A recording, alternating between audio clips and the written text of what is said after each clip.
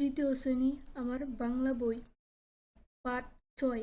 দেখে বুঝে কাজ করি। দামি, এই যে চিহ্ন, সামনে রেল ক্রসিং, সাবধানে যাই, এগুলো চিহ্নে পাওয়া যাবে। রিক্সা চলা নিষেধ, সামনে হাসপাতাল, হর্ন বাজানো নিষেধ, পথচারী পারাপার, সিগন্যাল বাতি দেখে রাস্তা পার হই, এগুলো চিহ্ন।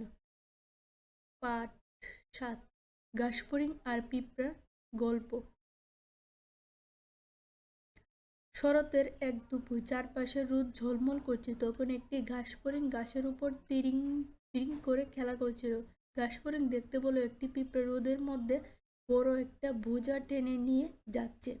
সে পিঁপড়াকে জিজ্ঞেস করলো, কি সুন্দর দুপুর, আলোয় চারদিক ঝলমল করছে, এমন এক সময় কি করছো তুমি? এসব আমরা খেলা করি। পিঁপড়া বলল, না ভাই, আমরা অনেক কাজ আছে। ঘাসফড়িং বলল, কি কাজ তোমার? পিঁপড়া বলল, খুব শীঘ্রই শীতকাল এসে যাবে, আমি তখন ঘর থেকে বের হতে পারবো না, তাই গরম থাকতেই খাবার সঞ্চয় করি। ঘাসফড়িং এসে বলল, শীতকাল আসতে এখনো অনেক বাকি, এসো আমরা খেলা করি। পিঁপড়া বলল, না ভাই, তুমি কাজ করো, তুমি তোমার কাজ করো, আর আমি আমার কাজ করি।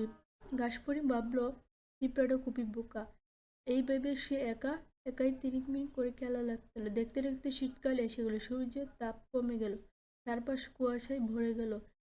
তখন ঘাসফড়িং আবার খাবার খুঁজে পায় না, খেলতেও পারে না। তখন পিঁপড়ায় বাসায় গিয়ে বলে, পিঁপড়া ভাই, আমার ক্ষুধা লাগছে খুব, আমাকে একটু খাবার দাও। পিঁপড়া বলে, আমি আমার খাবার সঞ্চয় করছি, তোমার খাবার তো সঞ্চয় করে নি, তুমি গরমকালে আবার সঞ্চয় করনি কেন?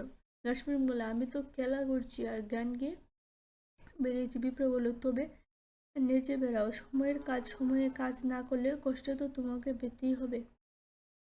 সব শব্দ শিখি। শরৎকাল, ভাদ্র ও আশ্বিন মাস মিলে যে ঋতু, শীতকাল, পৌষ ও মাঘ মাস মিলে যে ঋতু হয়, সঞ্চয়, জমা।